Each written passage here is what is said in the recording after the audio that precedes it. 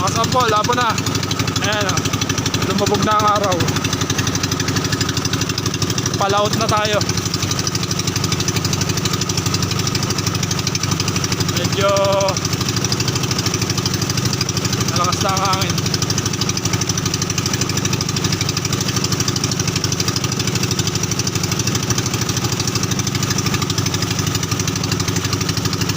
Ayan, update ko kayo pagka nasa Kubo na tayo mga kasampol.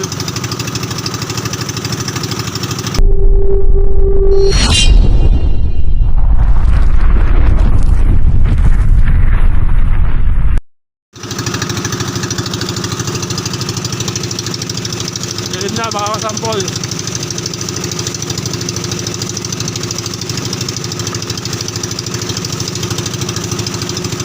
Medyo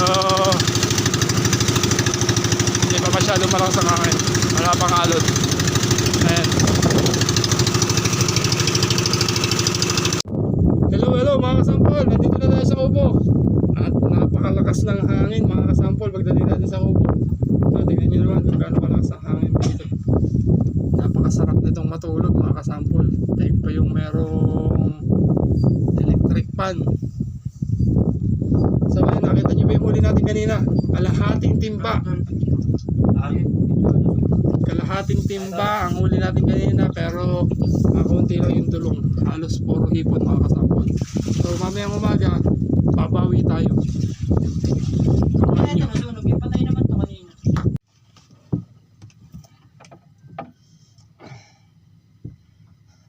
Hello mga kasampol. Good morning sa ating lahat. Sample Treasures here. Ito at papaliwanag na mga kasampol. Lapit ng sumikat ng araw.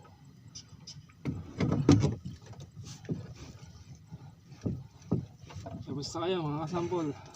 Nagustuhan niyo ba yung huli natin kahapon? Jack pa tayo kahapon.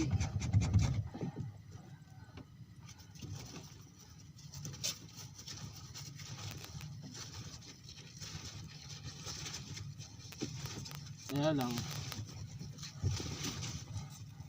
jackpot sa hipon. Sabi ko nga sa inyo nung nakakaraan, yun yung pinagkaloob sa atin.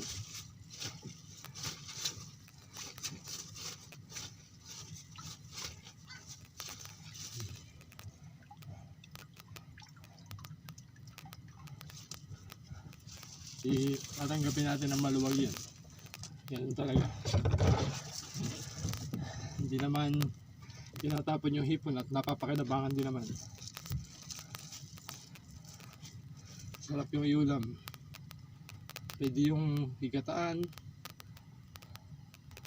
pwedeng iukoy, pwede din siya itorta,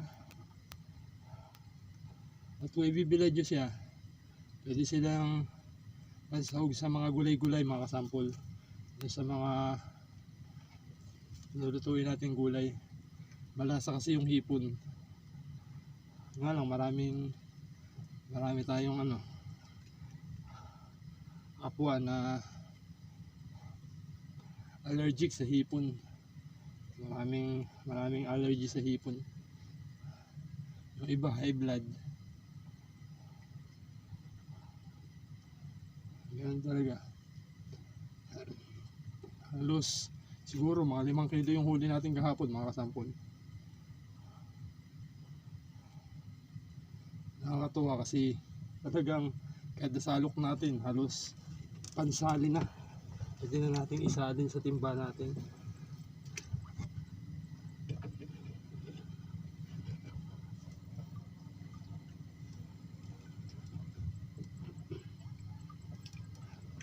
Ngayon hindi na siya masyadong makapal mga kasampol. Pero ano naman, may kahalong dulong. Kanina nga pala, dahil nga puro hipon sa pwestong to, tumesting tayo sa ibang pwesto. Nga lang, nakakadlo natin hipon din, tapos hindi pa masyadong madami. Kaya bumalik tayo sa pwestong to. Siguro mga 4:30 tayo nakadating dito.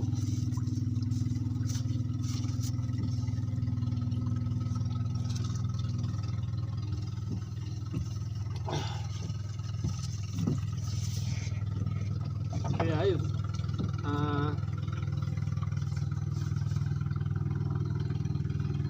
Hindi na natin inabot yung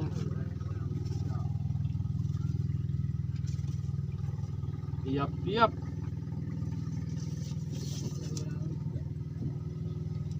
Kahapon ang huli ko yung kalahating timba. Walay.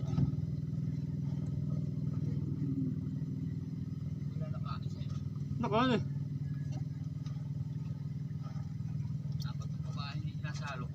Hindi pala nakaisa. Wala rin. Eh, baka may sira.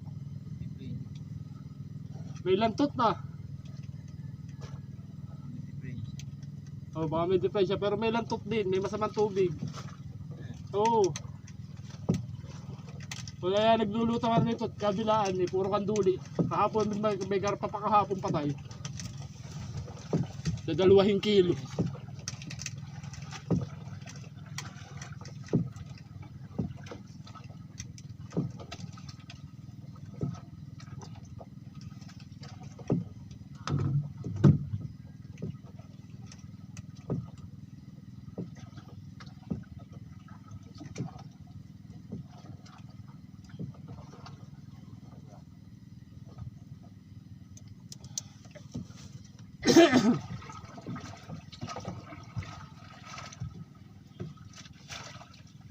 Binaba ng tubig.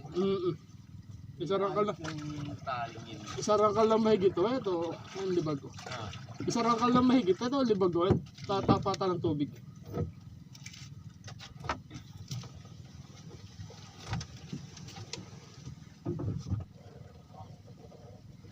Sabi talaga.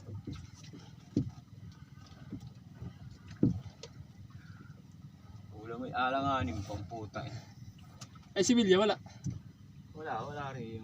Wala ako may huli sa bag. Depression niya. Dalawang linggo.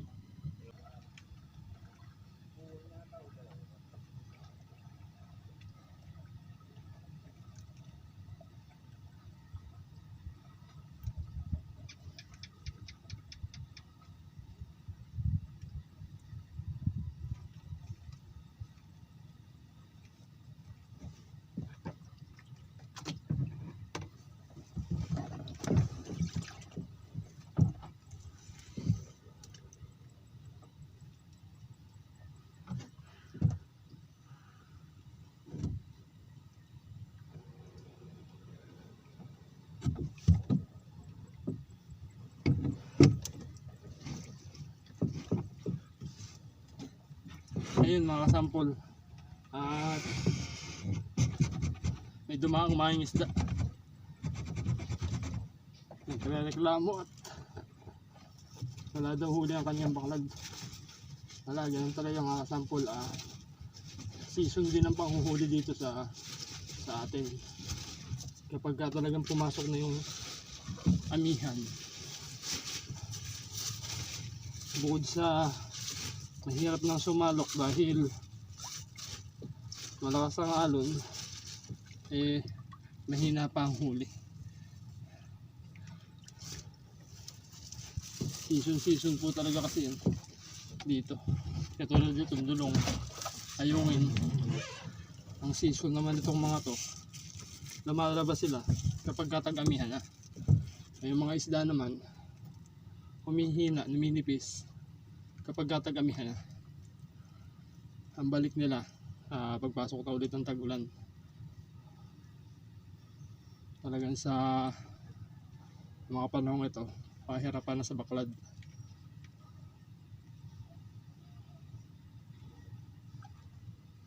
So ito, papakunti na yung nasa salok natin.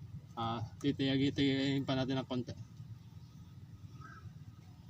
Mukhang makadagdag pa.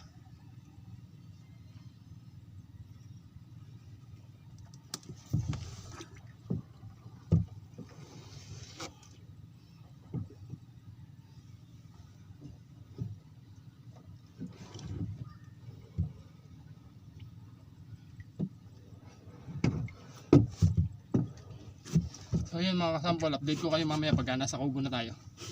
Mga kasampol, nandito na po tayo sa Kubo. Magkakape lang po muna tayo tapos tatabi na tayo.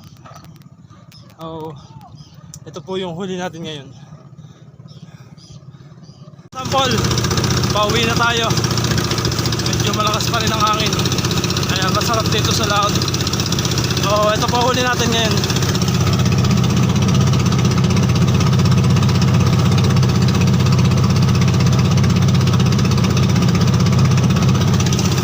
Hindi siya din dami nung kahapon, pero mas marami ang dulong ngayon. So, ayun, maraming salamat mga kasampol. Paki-share naman po ng video ito, paki-comment at paki-follow po ng page natin. Paki-subscribe na rin po sa ating YouTube channel. Maraming salamat po mga kasampol.